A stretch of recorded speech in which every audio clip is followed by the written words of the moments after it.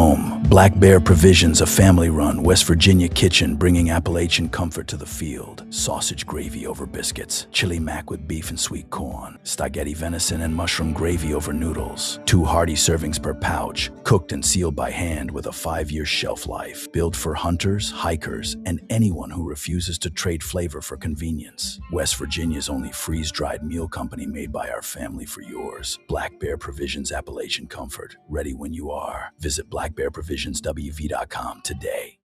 Folks, welcome to another episode of On the Limb podcast, brought to you by the West Virginia Division of Natural Resources, where Deer Camp becomes a reality for every listener. Join us as we talk God, family, country, and everything outdoors. Kick back, relax, and have a listen. Now here's your host and co-host Mike and Dan. Well, folks, welcome back to the show. We are On the Limb podcast, brought to you by the West Virginia Division of Natural Resources. That's right. Dan, welcome back in the studio, bud. It's good to be here. Yeah, it is. Yeah. I know we had to set up everything from our Cabela's Live. That's why we're a little late coming in this evening. We had a little technical difficulty after hooking everything back up. But next year, we're hoping to push and have our own setup to where we can travel, so we won't have to worry about that. So, Seth, turn around there and wave to the camera. You got your back to the camera there. Oh, yeah. That's all right. We're trying new setups here in the studio as well. Yeah, too. so We're we're changing our table setup a little bit. Working on getting us a new table with it's a little high top area, so it has a footstool and everything, and Dan can kick back and just talk like he likes to do. That's right. Maybe he'll come in the studio more often. I got to be in town to do that, but still. Yeah. So, folks, I want to talk real quick about the Fall Hunting Classic that's going on now through August the 26th at your local Bass Pro Shops or Cabela's. So if you're in the market for new optics, boots, or trail cameras, the Fall Hunting Classic is the best time to get your best deals. Get them at Cabela's.com or BassProShops.com. And you know what that Fall Hunting Classic rolls into? Fall hunting season. That's exactly right. I was hoping I was right. Yeah, he was wrong. Trout season. Yeah. Let's see, spring fishing season. No, I mean that's what most of us live for is the fall hunting. Well, we talked about archery, that last time. You know, the fall hunting seasons in West Virginia. Deer season, I think, is one of the biggest hunting seasons. Squirrel season not as big as it used to be. It's not. But a lot of us grew up doing that first. But it's going to be big for me this year. I got that new Suppressed 22. Oh, yeah. Oh, yeah. Yeah, you try that out. You're going to have fun with that. All right, so without further ado, please welcome with me Seth Workman. He is a WVU graduate student, and he's getting ready to start back school, but he's been working on some interesting things, and he's going to tell us about that here in a little bit. So, Seth, how you doing? I'm doing good. I'm blessed to be here. Yeah, we're glad you could come in. Oh, yeah. Yeah, it's a blessing for sure. I'm happy to be here. Yeah, thank you for making the travel down. Where are you guys from again? Oh, we're from Chapmanville. Chapmanville, so, yeah. Okay. Not too far. Oh, no, not a far drive at all. So, briefly introduce, your field study and this slug and snail project that you're kind of working on. I'm not even going to try to say those names there. So those are some real scientific names, and I would butcher those. You're talking about the terrestrial gastropod? Yeah, there you go. Yeah, there you You've go. been saying that over and over in your head, haven't you? No, actually, that is the first time I said it, because I just looked down. I'm like, what words is he not being able to say? That's funny. Now, the other one I can't say, and I'm just going to let him tell you what that is here in a minute. Okay. Yeah. So, tell us a little bit about that. All right, cool. So, you got that right with the gastropods. My project focuses mainly on gastropods, but it's all in the center of a big picture, a bigger picture.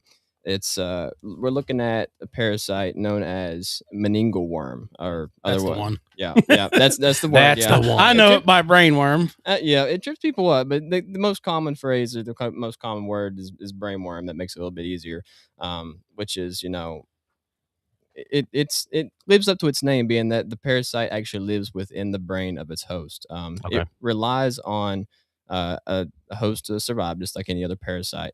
Without that host, it can't complete its normal life cycle of reproduction and such. So it uses cervids actually as its host, and but in order to infect those cervids, it has to go through the middleman, which is terrestrial gastropods, or slugs and snails is okay. So whenever I say gastropods, it refers to both slugs and snails.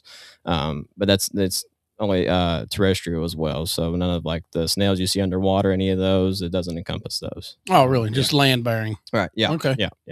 Interesting. So we're looking at the parasite is currently being monitored down in southern West Virginia, where we had our elk reintroduction program. Actually 10 years ago now. But it's being closely monitored, and so now we're starting to look at maybe some projects to look into maybe getting into the parasites and figuring out different things about them, because when it comes to the parasite itself, there's been a lot of research done, but when it comes to like it's how it interacts with gastropods and snails, that's where things have really been researched a whole lot right now. So right, okay, that's the aim of my project, is to kind of delve in and serve as like the background project that others can feed off of in the future. Sure. Now, is this something you brought up during your time at WVU, or was this something that the school as a whole has been trying to do? So this is something that was brought to the school's attention by the West Virginia DNR. Oh, okay.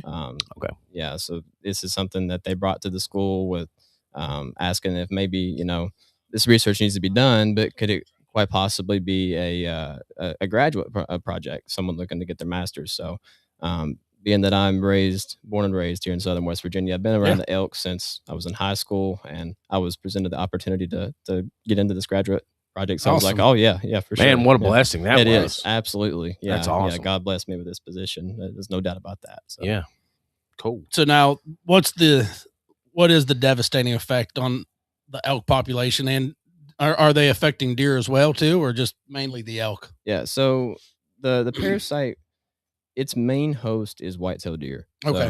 So it's widespread in the white-tailed deer population. The deer can carry the parasite with little to no side effects. There have been records of side effects, but it's in cases of extreme infection.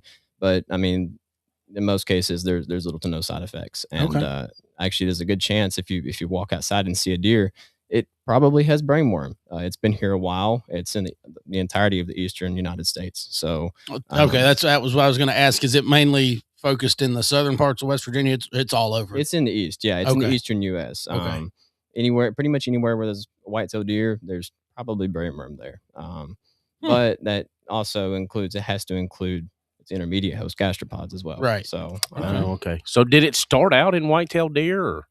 Yeah, it's has it always been a thing? It's been a thing. Yeah, it's native to the U.S. It's been around for a very long time, which is actually how white-tailed deer are able to live with the parasite. They have a long-lasting relationship that's went back a while, and they were able to adapt to each other to survive within the deer and pass on to other deer.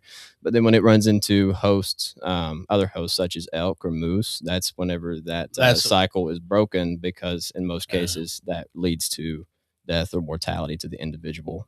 So it can pass from deer to deer, but then once it meets a different kind of host, that's where things get sticky. So. Interesting. So, I mean, has it within the research, have you noticed any issues with the elk population that has been reintroduced to us so far? I mean, I wouldn't say I've seen issues. The parasite is definitely something that we're keeping our eye on. Yeah. Because we don't have a very large population in West Virginia at the time. The goal is to eventually expand on that population, and the brainworm is definitely something that we're paying attention to, because it like I said, if an individual gets brainworm, there's a good chance it leads to mortality. But the guys down at Tomblin, Randy Kelly, the elk biologist, I've worked with those guys for a long time. Jackie Wimmer, the manager on the property, they've done a stand-up job and paying attention to this situation and handling it the best they can, which is where my project was born. They're trying to figure out ways to. Yeah, I know Mark Bias. Yeah, that's how we met you. He referred you to us, and he talks about Randy all the time. Oh yeah, he loves working with him down there on the reserve. So that's awesome. All right, so the study. So let's discuss the research, and location of this Tomblin Wildlife Management. Where does the study actually take place? It's all right there on the management. Yes, it's all taking place on Tomblin. Yeah, which Tomblin is a very large property down in southern West Virginia. Yeah. For those people that don't know about it, it's 20-something thousand acres. Okay, so it's just with the elk right now. It's not in whitetail. You're not doing the study in whitetail either. Correct. Yeah. I mean, it involves the project is just mainly involved in gastropods. Okay. So I mean, it encompasses white-tailed deer, elk, but I don't actually deal with the elk or white-tailed deer themselves. I'm focused on the snails. Yeah. Okay. Oh, I got you. Yeah. Okay. So they are getting it from eating those snails. Correct. Yes. So the it's a pretty cool cycle actually how this all happens. So the worm starts out within the deer, right? And the adult worm is located within the brain of the deer. It lives there with no side effects to the deer. From there, it lays its eggs, and then the eggs hatch, and they are passed into the sinuses of the deer, where the deer then coughs those small little larvae up. No they kidding. swallow them, and then after they swallow them, they pass them through their feces into the environment, which is how they get from the deer into the environment. Wow. Yeah, and that's from that point, that's where the gastropods come into play. You know, that's when they latch onto the snails. Correct. Yeah. They happen to come across these the worm once it's actually in the environment from the deer feces, and it attaches itself to the snail, and you know, it can stay on the snail. The research is limited on as far as how long it can stay attached to the snail itself, but it can stay on the snail for an extended period of time where it actually matures into a stage that it becomes infectious. So when it first hits the environment, it's not in necessarily a stage where it can infect a larger host, but once it attaches to that snail, that allows it to mature in a period of, I think, around 4 months. I read after that, it matures into what's considered an infectious stage, where if the snail is eaten by a larger host, they can now infect that host. And it's eaten just while the individual is browsing or grazing through grass. You know, they eat along, and they happen to coincidentally pick up these snails. And if they're infected, then the worm is therefore introduced into the individual. That's interesting. So you sent me a picture there, and you were taking some samples. Can you detail some of those cardboard traps? Is that what that was? Yes, that's what it is. So can you detail that and how effective that method is in doing the samples? Yeah. So what you seen in the picture was a cardboard sheet. This is just your basic cardboard sheet that you can order off of Amazon. Okay. I put these cardboard sheets out across the property in an effort to span as much of the property as I can. And I check the cardboard sheets at least 5 days a week. And these cardboard sheets are effective because, number one, they're really good at holding moisture. So for a gastropod to survive, it needs several things. Of course, it needs moisture, and it needs shelter from We've predators. had plenty of moisture. Oh yeah. Yes, we have. Yeah, it's interesting. This summer has been had a lot of moisture, and it also ties in with my first year of field sampling. So I've caught quite a few snails. Very busy, huh? Oh yes, it has kept me busy for sure. Yeah. But that cardboard, it serves those needs for the gastropods to survive, and it actually serves as a food source as well. That's not as big of an impact with them, but they will eat the cardboard. So it serves as food, it serves as shelter, and it serves as a way to retain that moisture. And so they're naturally drawn to that. So when I'm checking these traps each day, you know, the snails are gathering underneath the cardboard overnight. And then after I check it, I collect the individuals off of the cardboard. So is that a standard sampling method that you use nationwide, or is that just here in West Virginia? Yeah, in a lot of different gastropod research, people will use cardboard. It's just sort of a cover board method. Some people will use like different types of wood. Some people use like a wet type of like gunny sack. But I think, in my opinion, from what I've read, the most widespread would be cardboard. Sure. Okay. Nice. So the snails being collected, and you going to do laboratory analysis on those for the parasite presence? Yes. Yeah. How many times is that done, and where's that located at? Where you do that testing at? So I've been collecting snails over the entirety of this summer. I started my field season back in May. And over the course of this summer, I have collected a total of 1,560 snails. Oh, wow. As of the other day. Yeah. Wow. So I'm collecting these snails, and after I collect them, I take them back to a space where I can identify the individuals down to a species level, which can be very difficult because we have over 130 different species of terrestrial snails and slugs. Really? In West Virginia. I had no idea. Yeah, it was surprising. It's something I didn't know until I got involved in this research. I was like, wow. I'd have never guessed that. I had no clue. I mean, in my own brain, I kind of thought that we had like 2 or 3 different. Right. That's where I was at. I'm like, maybe we got four different species of snail. Yeah. That's insane. That's a lot. Oh, yeah. Yeah. Because, I mean, there's some of these individuals that are just they're just so small you would never see them and just walking around each and every day. But I identify the individuals down to the species level, and then after that, we store the individuals in a freezer to preserve them until I can send them off. We plan to send them all off in bulk to the University of Maine, where they're going to be doing lab research on those to figure out if they have the parasite attached to them or not. That's what I was going to ask. If with the different species, which you don't really know right now until they do the testing, right? Which one is more prevalent to carrying that? Yeah, that's something that we're looking at. That's definitely something we're looking at. Other states have done similar research. I know in Pennsylvania there was a study done where they found the prevalence of brainworm in, I think, 3 or 4 different species. But it was much smaller scale than what I'm doing here. They didn't catch near as many, so we're going to be looking at, so you're going to have some real good data. Oh yeah, that's the hope, of course. Yeah. And when it comes to stuff in the wildlife research, you never know what the outcome's going to be, but the hope is that we're going to be able to figure out different species that are infected and that kind of thing. Cool. So, that's awesome. Well, it's nice to know that West Virginia University is kind of like leading this. This research and stuff. I mean, they do a lot of research. I mean, it's one of the best hospitals in the East. So, so back to some of the classifications of those snails. Is there different? How's those classifications work? Is there a certain set of different things that you have to look at to just determine that, or? Like, are you saying just to determine like down to this what species it is? Yeah. It varies. I mean, there's all kinds of different shell types. You can imagine like seashells. Classifications. Right. Yeah. There's like you go to the beach, you see all these different kind of seashells. They come from somewhere. Well, the terrestrial snails are the same. You have so many different shapes, colors, sizes, patterns.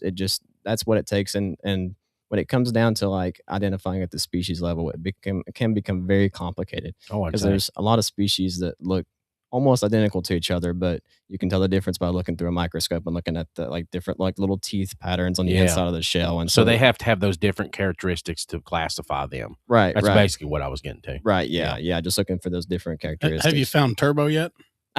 No. I've kept an eye out, but that'd be pretty interesting one to find for sure. That'd be some groundbreaking research, I believe. Yeah. Turbo powered snail. Yeah. All right, guys. We're going to take a break real quick, and we'll get back with Seth about more of this snail and slug project that he's working on.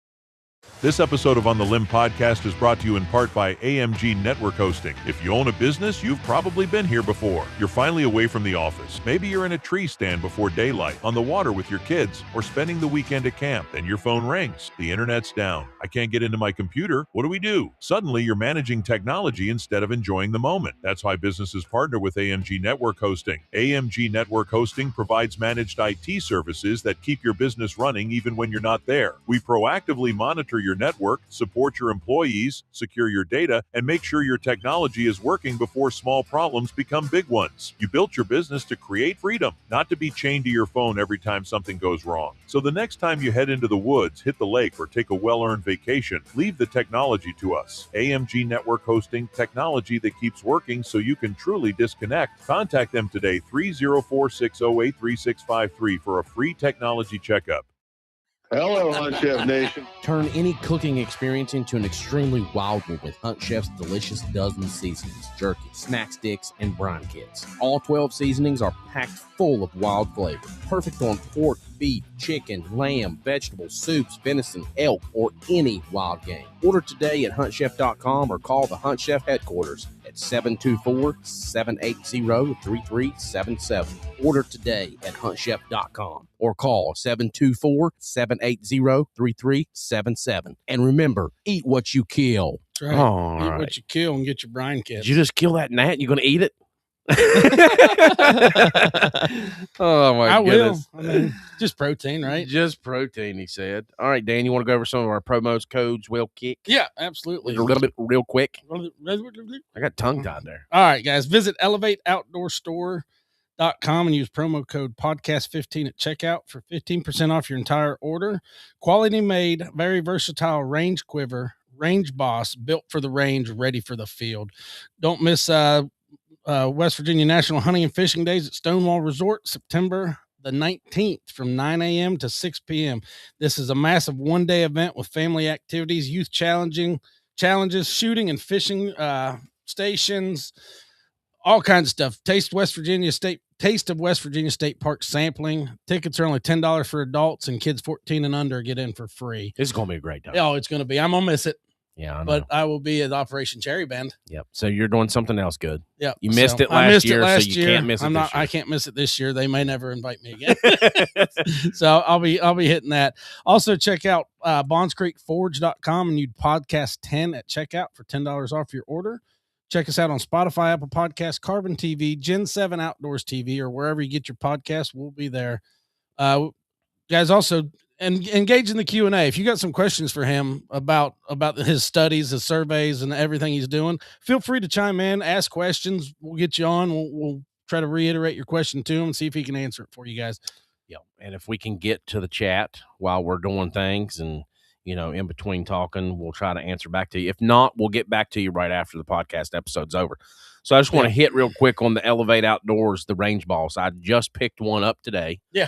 And we just partnered up with them today, and I think it's going to be a great partnership. That's going to work out good for you with the challenge next year. It's going to work great at the challenge. If you want to check them out, you can check out the QR code that's up right now. Scan that. It'll take you right to their website.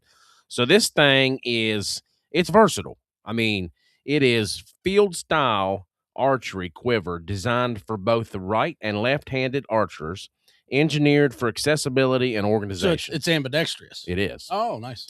So it also allows shooters to carry arrows securely at the time or at your hip while providing ample storage for essential gear. So it's got pockets all over it.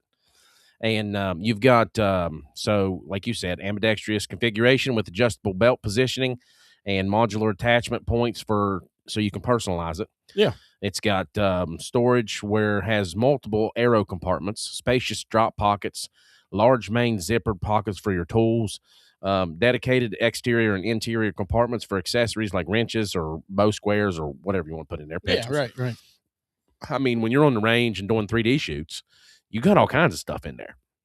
And the extra stuff that it comes equipped with deep release pocket. Now, I know a lot of people these days don't shoot the release with the wrist straps. Yeah, a lot of they're shooting thumb releases. Yeah, so you got a $300 thumb release. Yeah, you don't want to lose that. You don't want to lose that. So you're going to stick that thing down in this pocket, and it's got a little drawstring on it. Oh, nice. So you're not going to lose it out if you bend over and get your arrows. Okay. So it's really that would be nice because I usually just keep mine because I went to the thumb release. I have not switched over yet. I know I got to bring mine over so you can try it. Mm-hmm. So, but yeah, I went to the thumb release here lately, and I don't know if I could go back. Yeah, like it's smooth, mm-hmm.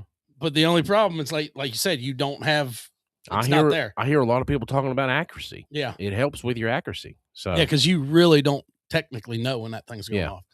You get to the point where you're not getting that jerk. Yeah. Pulling it back, it's smooth. Yeah. And I wanted to bring that up because we're getting ready to head into archery season. That's right. People shooting 3D tournaments all the time. So if you're a 3D shooter, this has even got a water bottle holder on the side of it.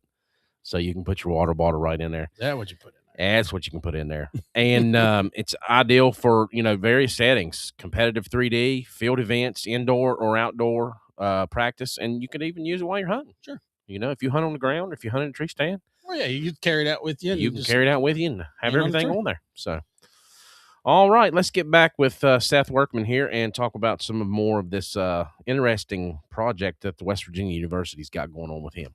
Yeah, for sure. So, we're talking a little bit more about a broader conversation impact. Yep. So how does this specific research contribute to the overall effort of managing the elk project in West Virginia?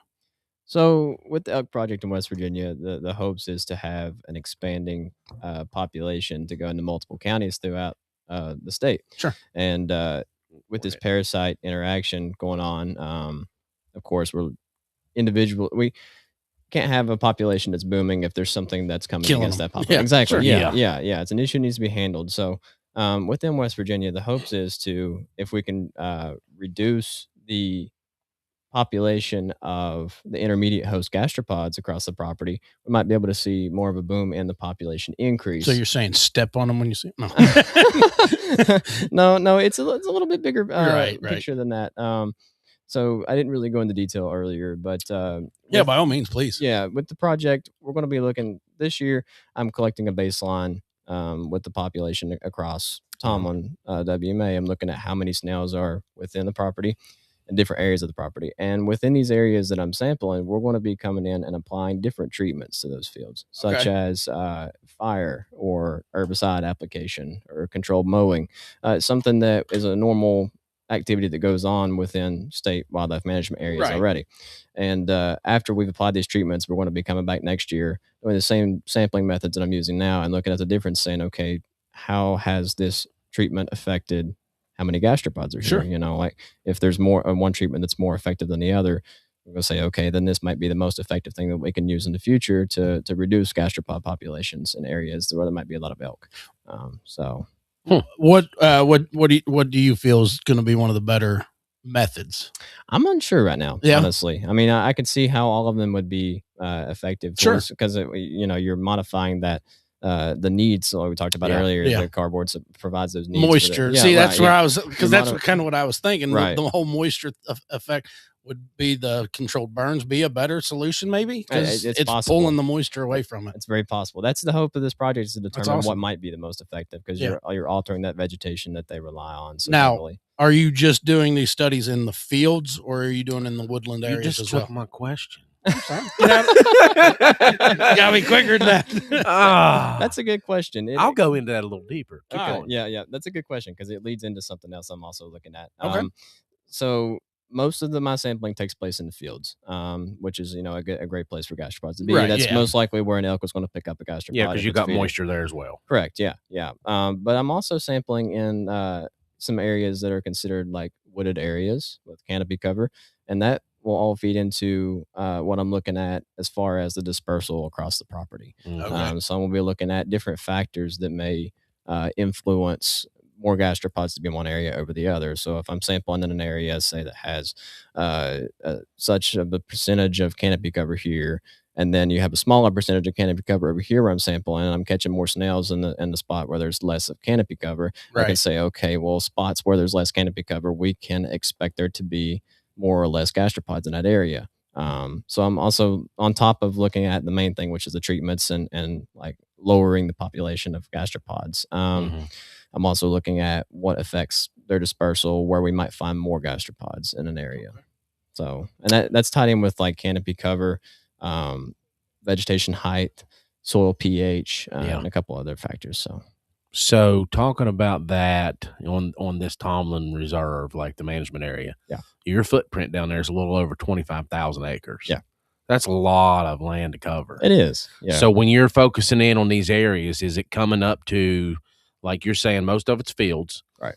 But you're going into some of the narrow areas with cover and canopy and stuff like that. So there's 40% of it that's about open grasses, and then your 60% is steep slopes. Yeah. So you're getting into those canopied areas on the flats and then the ridges. Yeah, I mean it varies. So where I'm sampling at, all the points that were put onto a map early on in this project, they were all randomly generated. So I gave like certain parameters for it to meet. Like I want so many in open areas, so many in closed like canopy areas. I got you. So most of those fall into open areas. But as far as like the canopy areas, anywhere there's canopy was fair game for the points to fall where I'd be sampling, as long as it was on the property. So I have some points that I'm sampling that are on a slope that it makes it difficult to actually get to that trap, because I slide past the trap trying to get to it and everything else. I got you. And then some of those are on flat areas. So what kind of, is there any kind of apps or anything that you guys are using to document this and plot out your areas in these different places? So as far as like documenting everything, we just the regular old paper recording data I got sheets. you. Just regular field notes. Yeah.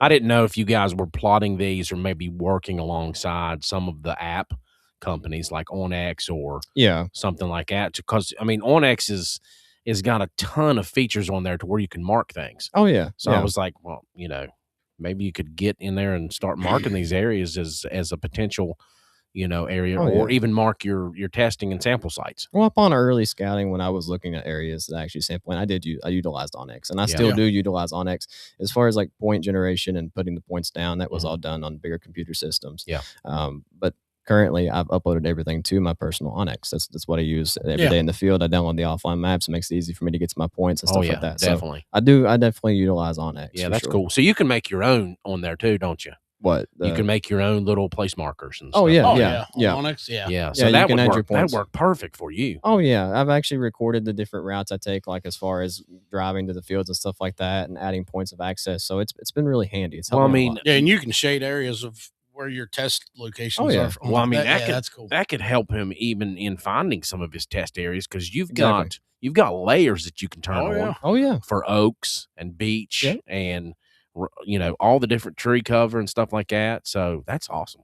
Oh yeah, like I mentioned earlier. I mean, it whenever I was first looking at when we were looking at this project and looking at the logistics of everything, I did utilize Onyx as far as finding areas that, okay, maybe I can sample here. That allowed me to go in and actually look at the fields in person. I can pinpoint them on the map and say, okay, I know this is where this is at. And so that helped me to actually figure out some places that I could utilize. Yeah, it's great. That's a very useful product. Oh, absolutely. Yeah. And we're not just saying that because we're sponsored by it. We use it. Yeah. We tell people all the time, if we're going to, if you're going to be a part of our team, we're going to use your products. We're not going to use it just because somebody says, here, we'll give you this for free, or here, we're going to do this. Yeah. We seek out companies that we actually want to use their products.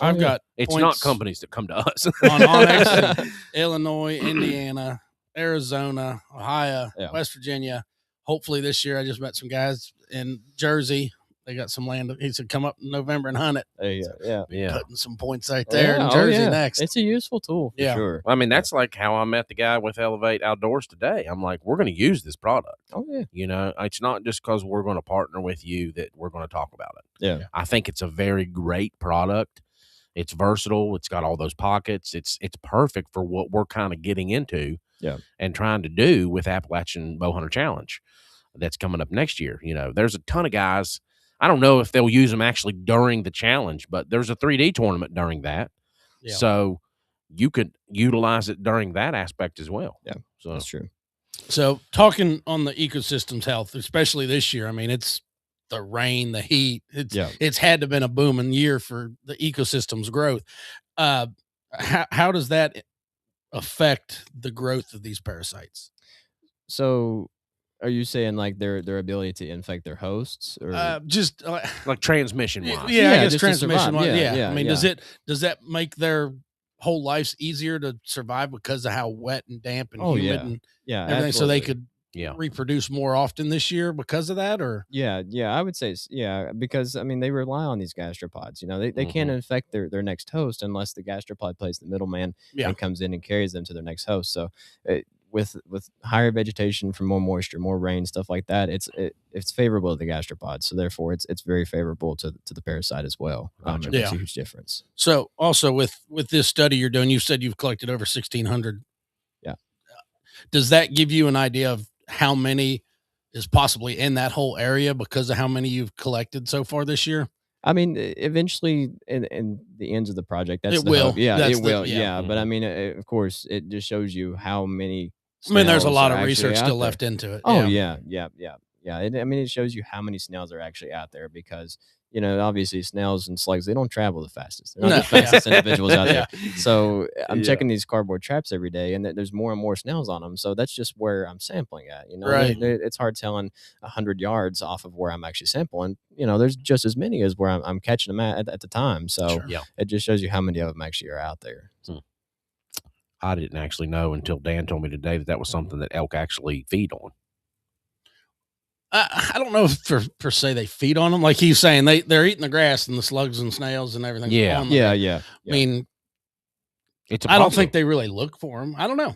It's a possibility. I'm not sure. I mean, I don't know if they would actually search them out per se. I know that, mostly vegetation is what they're after, but there's so many snails and slugs within that vegetation. It's hard telling how many they're actually taking in without noticing. I mean, some of these, you look at a snail and you would think, oh, well, an elk's going to realize if it's got a snail in its mouth, it could spit it out. It's going to, but some of the individuals I'm slimy. catching are so small. I mean, they're the size. Yeah, they you're talking ended about up them in. different characteristics that all the different species. Right. I mean, they may be getting some of them that they don't even know. No, that's exactly what it is. Yeah, I mean, Yeah. some of the species I'm identifying, I have to look through a microscope to be able to tell what Dang. that species That's is. small. So, I mean, Okay. that could be in our food, and we wouldn't even realize it. You know what Yeah. I'm saying? It's Yeah, so I know when small I that- eat the slimy big ones. Yeah, I you've can noticed taste that, it. but those little tiny ones, I mean, you wouldn't even be able to tell. So it makes sense why these individuals are eating the snails that are infected with the parasite. So I mean, that just goes, like he was saying, you don't even know. That goes to show you, we all forage. Yeah. We go out, we get chanterelles, we get molly moochers. Yep. I mean, yes, we try to clean them and brush them and all that the best we can, but are we really getting them all? That's true. I mean, there could still be some stuff in there that you don't really know about. So speaking on that, is that going to be any kind of part of the research? Does it affect humans? Not part of my research for certain. He said, I'm not going there. Yeah, I'm focused on the elk and stuff, but I mean, there's no documentation of any kind of like threat from specifically brainworm. See, I was wondering if that's what it's affected Mike. I don't like snails. You don't like? I don't eat much escargot? greens either. You don't like escargot? No. Oh gosh. So I wonder though if that will, in years to come, as this research continues to progress, if that will be a factor. People looking into, does it affect a human? I mean, you never know. As far as like the wildlife standpoint research, it's kind of just been confirmed that. I shouldn't say confirmed. Yeah. There's never really been documentation of brainworm affecting people. But I mean, you never know when it comes to research because it's always jumping up and always doing something different. Sure. Yeah. So is there a extended amount of time that this project is going to be going on for? Do y'all have a time range on it, or? Yeah, so it's like some kind of contract with West Virginia University. The projected project is supposed to take place my graduation date is expected in spring of 28. So it's a 2-year project. We'll be doing 2 field seasons. So I'm wrapping up. Actually, next week's my last week for this current field season, and I'll be starting back up next May. Yeah. You get to go to school late. Yeah, I do. I'm 2 weeks late to class. So that's been something trying to juggle. I was going to say, does that affect your studies though? Being 2 weeks behind once you get back? Well, he said that field work trumped his schoolwork. It does. Right, but you still got to take the mandatory classes. Yeah. Oh, yeah. I mean, the classes are important. I mean, the professors, they understand that the project is the main thing of your graduate research and studies. But, I mean, I will have to make up some stuff for class for sure once I get back. But, I mean, all the professors at WVU, they're very understanding with the research that I'm doing. So I like the fact that they say that the field work trumps the actual schoolwork. Oh, absolutely. You're going to learn more way out there than you're going to learn. Absolutely. You always learn more hands-on than you do in a book. Yes, yes, that is true. 100%. You sure do. And it comes with everything, I think. I mean, you see that all the time in different, professions. Oh, yeah. So with future strategies, we was talking about trying to mitigate this. So you're talking about controlled burns and different things like that. Any other strategies that you all are throwing around to maybe mitigate these? Nothing right now. No, we're just looking at. I mean, to mitigate the gastropod population, we're just looking at prescribed fire, normal, herbicide things that happen there anyway, and mowing. Yeah, right. Just stuff that alters the vegetation the most, and it's something that's already a practice, like you said. So that's what we're looking at right now. There's nothing else that we're really tossing around. So I got you. So you're working on your master's right now at WVU. I am. Yes, I am. Nice. So what year are you there? I don't know what it's considered. I mean, my first year of master's. Okay. So I guess I'm a second year senior. Is what I think it would be considered. So once you get to the senior level, it just kind of keeps on going after that. So, So you seem like you have a pretty strong desire to pursue a career here in West Virginia, with wildlife management and different things like that. So tell us a little bit about that journey and where you plan to go with that. Oh, yeah. So like I said earlier, I was born and raised here in West Virginia. I love the state. I love being here. I love messing with the wildlife. I grew up hunting, fishing here.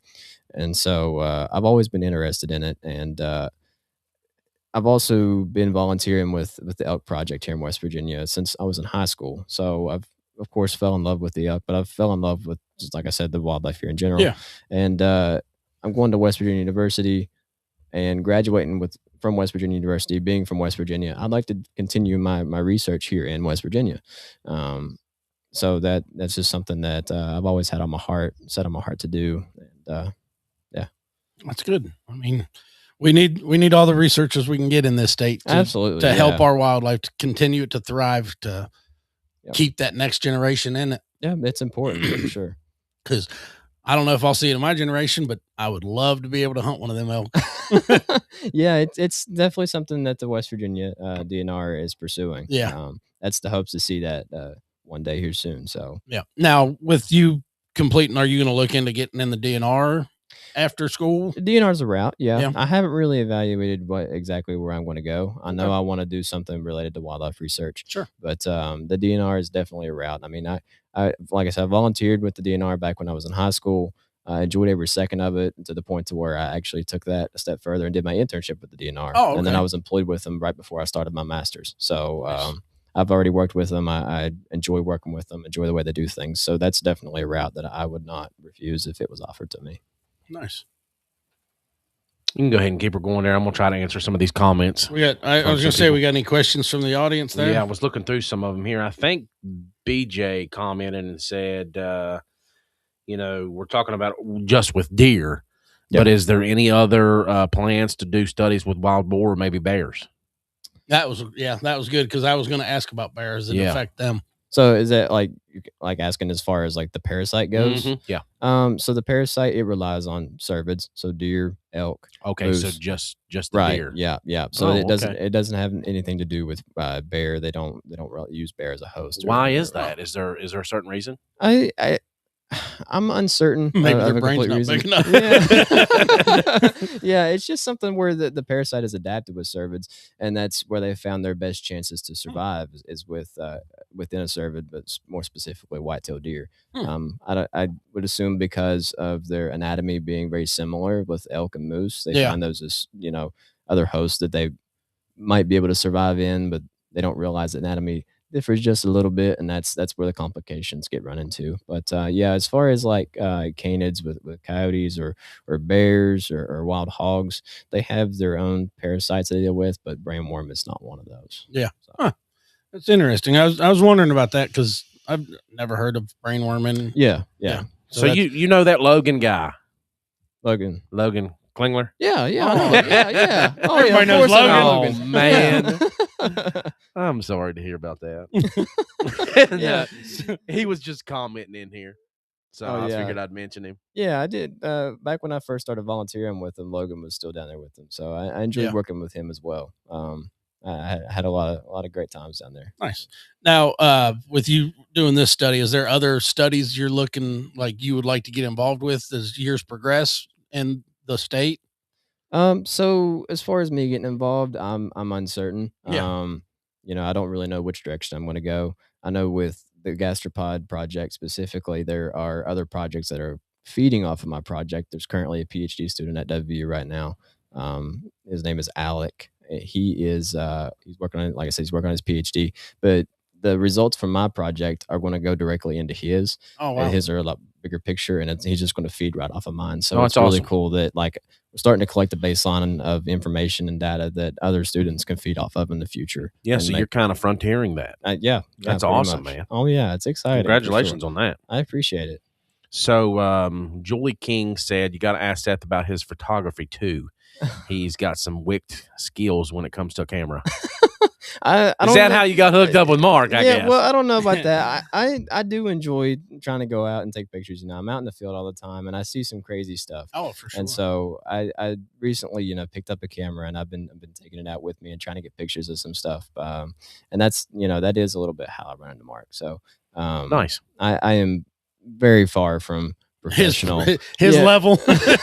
No, Mark's pictures are amazing. It's completely opposite sides of the level that Mark is on, but it's just more of kind of like a hobby, I should say, that I enjoy doing while I'm out there. Nice. Yeah. I mean, you're still shooting something. That's true. Yeah. Granted, it's not going to die. It can still hang on the wall, though. That's the nice part. That's right. You can. Yeah. For sure. Yep. That's awesome. Well, I guess that does it. You got any more questions? I don't. No. You got anything? I think we had some great information. We did. It's very informative. Like, yeah, you're full of knowledge, man. You can definitely tell you have a passion for it, and you've definitely been. I've learned some things into the project for sure. Oh yeah, it's a pleasure talking to you. Oh yeah, I appreciate you guys having me on. It's like I said, it's been a blessing to be here to discuss with this. Not many people are jumping through the hoops to want to hear about snails. But but when you get into the bigger aspect, picture, it is. Yeah, it is. There's it's a bigger very important. picture. Oh, the absolutely. Whole thing. Yeah. We want our whitetails are surviving because they've adapted to it, but we want our elk population to thrive and survive. Absolutely. Yeah, that's the hope through all this research. So. All right. Well, okay. Go ahead, Dan. Yeah, guys, don't forget, check out naturesvoicegamecalls.com and use podcast 15 at checkout for 15% off your entire order. Also, check out troutroutes.com and use promo code NATURE26 and get 3-month membership for free. Trout Routes is one of our great app partners where you can find new waters, new places, and new access points. It's available on both Apple and Android. So right now I have on the screen Full Rut Nation. He is located here in West Virginia born and raised. Thank you for your service, Dwayne, by the way. He worked in law enforcement, him and his wife, actually. So yeah, thank them both for their service. But they have what they call the Rut Report. So this guy had 1.7 million followers on his Facebook page. Facebook shut him down, said, we're not going to allow you to do that no more. We don't like what you're saying, blah, blah, blah. Second Amendment stands for the country, all that stuff. Grassroots American, you know what I mean? And so he come out with the Rut Report. Nobody can tell him what he can say on there because it's his own thing. Yeah. So he's got a newsletter coming out called the Rut Report. The QR code is up on the screen. You can go there and check that out. And, if you're a God-fearing American, love Second Amendments and all that good stuff, and you just like speaking your mind, he'll tell you what he thinks. Oh, yeah. Yeah, he won't hold back. Great guy. Great guy. So go check that out as well. All right, Seth. Well, we sure appreciate you and your lovely wife here making the travel down and talking with us. Oh, yeah. Is it down or up? It's up. Up, yeah. Up, yeah. We're about as far down as you can get. Yeah. Yeah, up, sorry. Then you get in that other state. All right, guys. Well, we sure appreciate you listening and watching this evening. So be sure to check us out on Apple, Spotify, Amazon Music, YouTube, Gen 7 Outdoors, wherever you get your podcast. We've got about 30 different networks out there. Carbon TV. Yeah.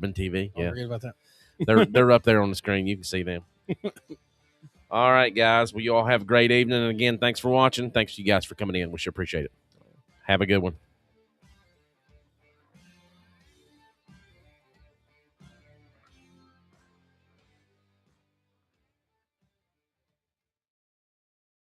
Do you want durable 100% carbon fiber arrows?